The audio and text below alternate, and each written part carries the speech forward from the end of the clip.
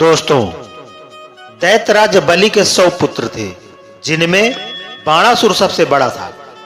बाणासुर न सिर्फ आयु में ही अपने अन्य भाइयों से बड़ा था, अपितु बल, गुण और ओजस्विता में भी उन सबसे बढ़ चढ़ कर था।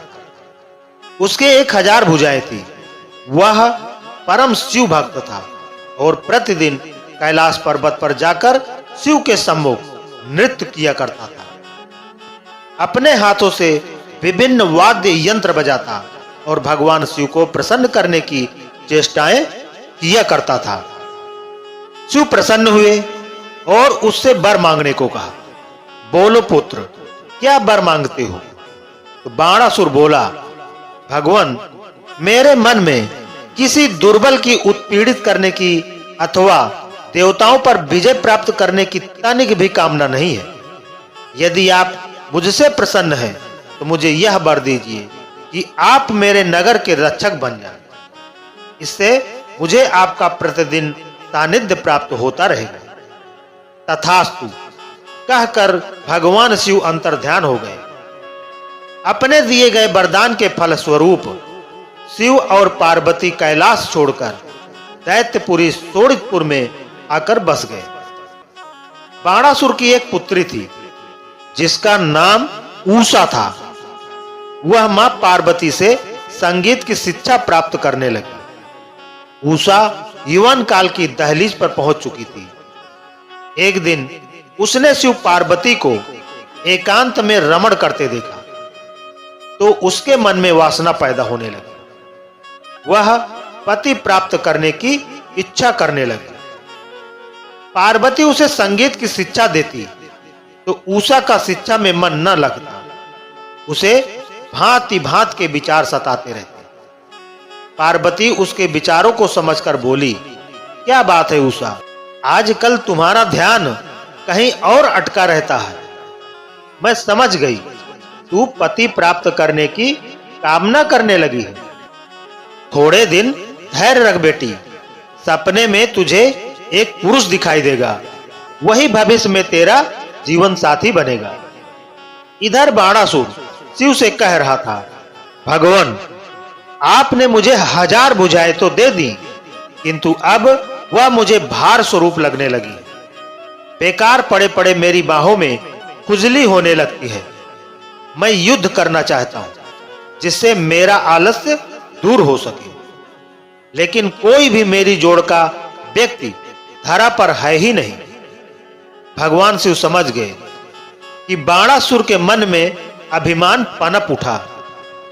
वह बोले, अधीन मत हो पुत्र, तुमसे युद्ध करने योग्य व्यक्ति भी धरा पर अवतरित हो गया है। शीघ्र ही तुम्हारी यह इच्छा भी पूर्ण होने वाली है। बाणासुर बोला, लेकिन कब और मुझे मालूम कैसे होगा कि अमुक व्यक्ति ही मेरी बराबरी का है?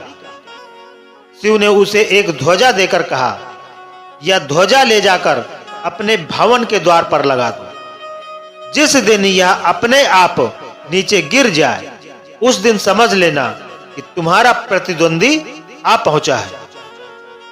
मनुष्य के जब बुरे दिन आते हैं तो उसकी बुद्धि स्वयं ही भ्रष्ट हो जाती है।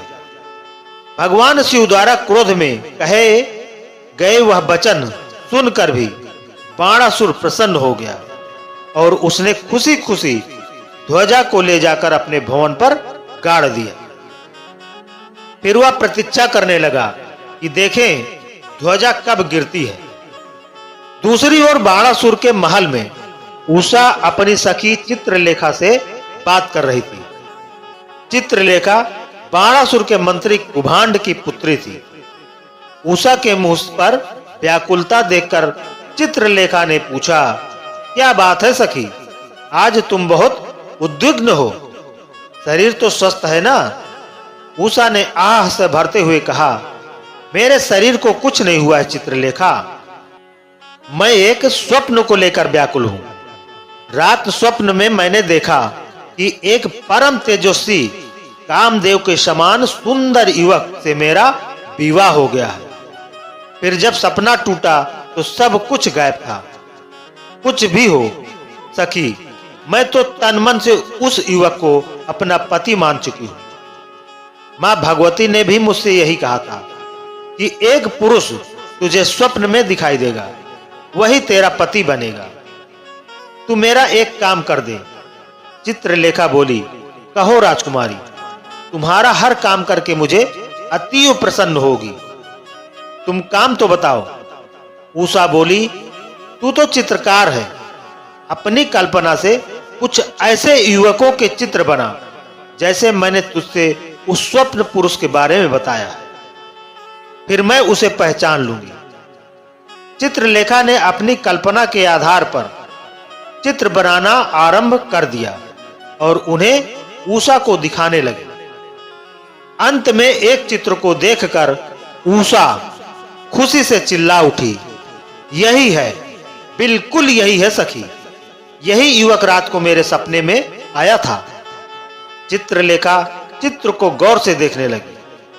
मायावी दैत्य की पत्नी होने के कारण चित्रलेखा स्वयं भी बहुत मायाविनी थी। उसने अनिरुद्ध को पहचान लिया। अरे, यह तो अनिरुद्ध का रेखा चित्र है। अनिरुद्ध प्रद्युम्न का पुत्र है और श्री कृष्ण का पौत्र है। वह लोग द्वारिका में रहते हैं। उषा बोली, कुछ करो सखी, कैसे भी हो मुझे इस युवक से मिला दो। तुम तो स्वयं अच्छी मायाविनी हो। द्वारिका जाकर इस युवक को उठा लाओ। चित्रलेखा माया से द्वारिका पहुंची और सोते हुए अनिरुद्ध को बिस्तर समेत उठा लाई। सुबह जब अनिरुद्ध की आंख खुली और उसने अपने सामने उषा व चित्रलेखा को बैठे देखा तो आश्चर्य से बोला, मैं कहां हूं और यह कौन सी जगह है? तुम कौन हो? चित्रलेखा बोली, तुम इस समय शोणितपुर में राजकुमारी उषा के अतिथि हो। यादव कुलनंदन, इन्हें पहचानो। कल रात तुम इनसे सपने में मिले थे। कुछ क्षण बाद ही अनिरुद्ध को तुरंत याद आ गया कि राजकुमारी उषा को उसने भी सपने में देखा था और स्वप्न में ही उन्होंने परस्पर विवाह किया था। उसने अनुरागमयी दृष्टि से उषा की ओर देखा। फिर चित्रलेखा दोनों प्रेमियों को वहां छोड़कर चुपचाप बाहर निकल गई। काफी दिनों तक उन दोनों का गुपचुप प्रेम चलता रहा। चित्रलेखा के अलावा कोई तीसरा व्यक्ति नहीं जानता था कि राजकुमारी उषा ने अनिरुद्ध को अपने अंतःपुर में रखा हुआ है। लेकिन ऐसी बातें छुपती ही कहां हैं। अंतःपुर के रक्षकों द्वारा एक दिन बाणासुर तक यह समाचार पहुंचा और क्रोध से भभकता हुआ बाणासुर अंतःपुर में दाखिल हो गया। उसने राजकुमारी से कहा, राजकुमारी, कौन है जिसे तूने अपने अंतःपुर में छिपा रखा है? शीघ्र बता, अन्यथा। अचानक अपने पिता को अंतःपुर में आया देख राजकुमारी उषा सहम गई, किंतु अनिरुद्ध निर्भीक भाव से बाणासुर के सामने आकर बोला, मुझे अनिरुद्ध कहते हैं। कृष्ण मेरे दादा हैं और पिता प्रद्युम्न हैं। हम लोग द्वारिका में रहते हैं। अनिरुद्ध की बात सुनकर बाणासुर तलवार लिए अनिरुद्ध की ओर झपट कर बोला, तो यादव है तू? तेरी हिम्मत कैसी हुई कि तू बाणासुर की पुत्री के अंतःपुर में दाखिल हो? मैं अभी तेरे टुकड़े टुकड़े करता हूं। अनिरुद्ध बोला, मैं स्वयं नहीं आया दैत्यराज, लाया गया हूं। यकीन नहीं हो तो अपनी पुत्री से पूछ लो। लेकिन बाणासुर ने उसकी बात का विश्वास नहीं किया। कुछ देर तक दोनों में युद्ध चलता रहा। फिर बाणासुर ने अनिरुद्ध को बंदी बना लिया। अनिरुद्ध के बंदी बनाने की खबर नारद द्वारा द्वारका पहुंच गई। यह खबर सुनकर यादवों में क्रोध भर गया। कृष्ण अपनी सेना सहित शोणितपुर पर आक्रमण करने के लिए चल पड़े। यादव सेना और दैत्य सेनाएं आपस में भिड़ गए। कृष्ण और बाणासुर में भयंकर युद्ध छिड़ गया। दोनों ओर से अनेक प्रकार के अस्त्र शस्त्रों का प्रयोग किया जाने लगा। बाणासुर के पूरा पालक होने के कारण बाणासुर की ओर से भगवान शिव भी अपने गणों सहित मैदान में आ डटे, लेकिन कृष्ण के तीखे बाणों और सुदर्शन चक्र की मार से घबराकर दैत्य सेना भाग खड़ी हुई।